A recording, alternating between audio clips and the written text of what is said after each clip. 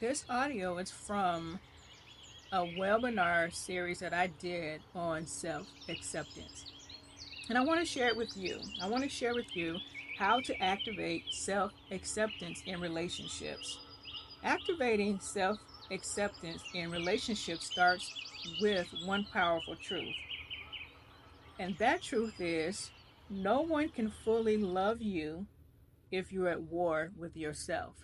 A person can only love you as deeply as you have loved yourself because you attract who and what you are.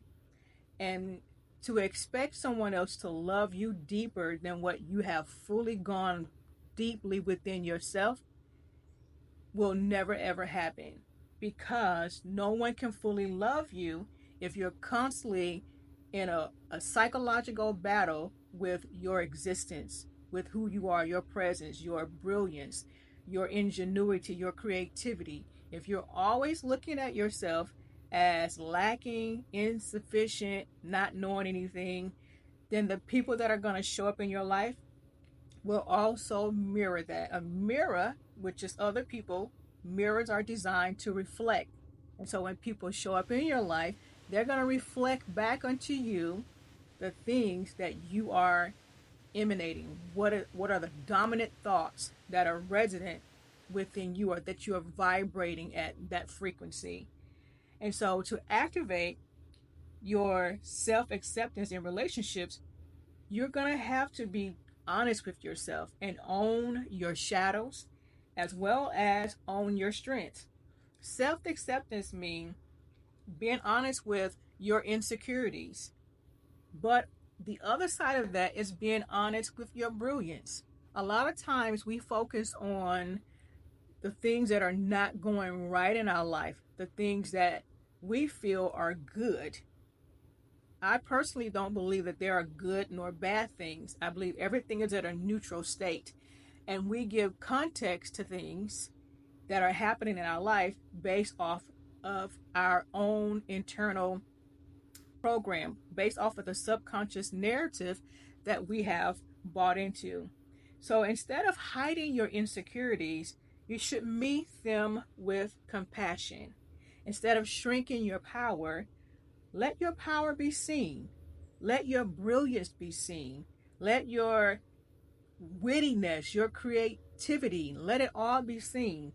Even if it intimidates others, you're not responsible for how someone else is feeling based off your brilliance and how intelligent you are. You're only responsible for how you present yourself in this entire world. A question that is good to ask yourself is, can I allow someone to see all of me?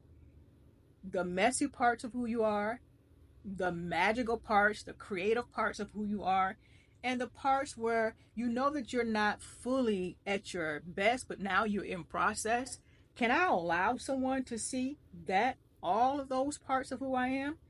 If you can get to a place where you don't care about people seeing the magical parts, the creative parts, and you're in process like a diamond that has to go through a process, a stone, before it becomes a diamond.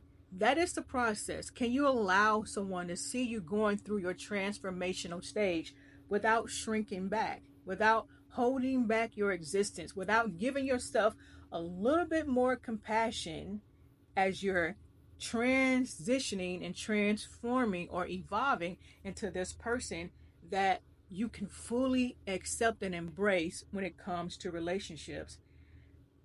Number two way to activate is to release the performance trap.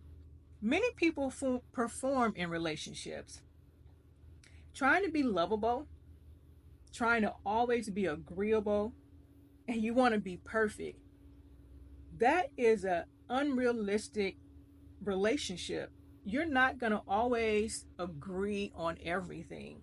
You're not going to always be perfect in your relationships.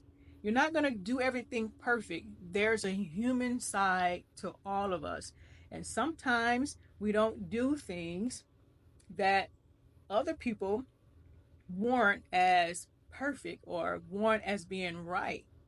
However, you can't perform for other people in order to satisfy those people.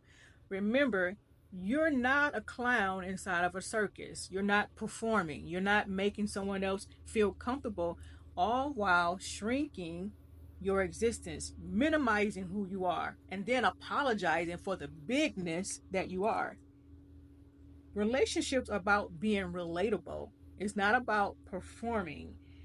Relationships are about loving every aspect of who you are so that when someone else comes into your picture, they can love you too. But real love begins when you drop the mask and let yourself just be. Just be who you are. Rest in the beingness that makes you the beautiful, powerful, wonderful being that has shown up into this world. You're not here to impress anyone. You're not even here to be loved. You are already loved. You carry the essence and the vibrational frequency of love. Number three, create inner safety first. You can't expect someone else to make you feel worthy. If you haven't decided, you already are. That is not the responsibility of someone else. That is your responsibility. Even if someone else doesn't see your worthiness, you have always been worthy. You came into this existence as a worthy being, and you have to fully embrace all of the essence that make you the unique, brilliant, magical, creative, lovable person that you are, and stop downplaying your existence because someone else doesn't see you.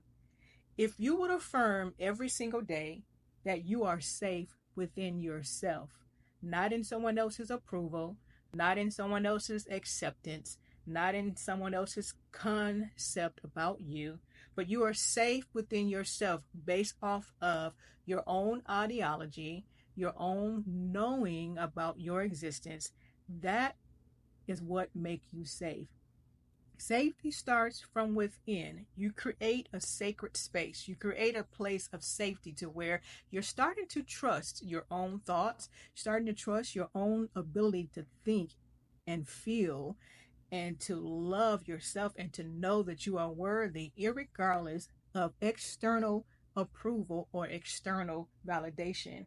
You also know that you are loved, and you are loved first and foremost by yourself.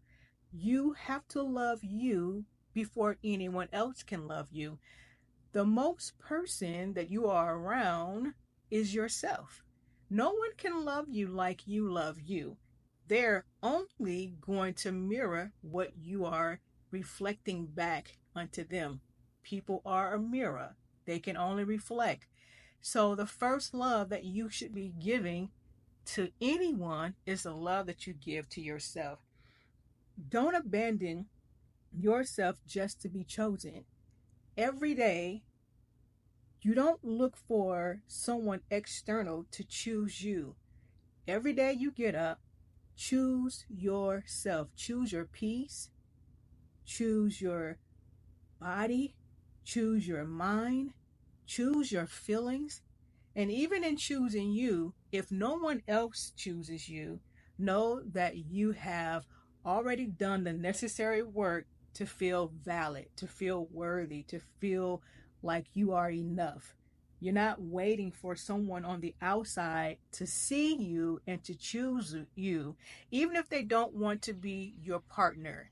They don't want to work with you in business. They don't want to ask you to marry them. It is okay. And you have to learn to allow people to make the choices that they feel are good enough for them, even if that choice is not you. This is their path, this is their journey. You have yours to walk. Walk yours, knowing that I have chosen me, knowing that I take ownership of me, and I'm not giving anyone else the responsibility to choose me or to let me know that I'm worthy. You have to anchor your energy. And when you begin to do all of these things, you become magnetic instead of being needy. As you anchor in your own energy, you become magnetic and not needy. No one regrets or resents anyone that's needy more than someone that you are trying to meet and be in a relationship with. Most men can detect a woman that's needy because she's constantly barging him. She's constantly nagging him. She's constantly asking him where he's been, what is he doing, or wanting to spend all of your life, all of your time with this individual. But when you anchor in your own energy, you know that I don't have to chase anyone. I am going to rest in my being, and resting in my being makes me magnetic. Number 4, let love be a mirror, not a measure. Use relationships as mirrors for growth, not measuring sticks for your worth. No relationship that you will ever enter into will determine your worth.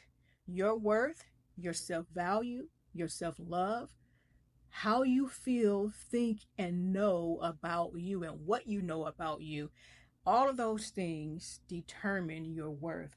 No external relationship determines your worth and can put a price tag on your existence.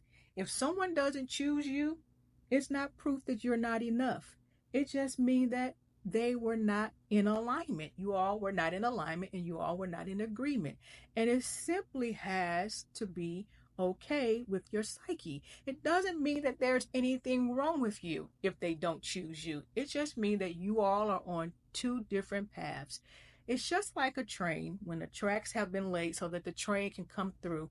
You all are not on the same track. You're not on the same wave. You're not going in the same direction.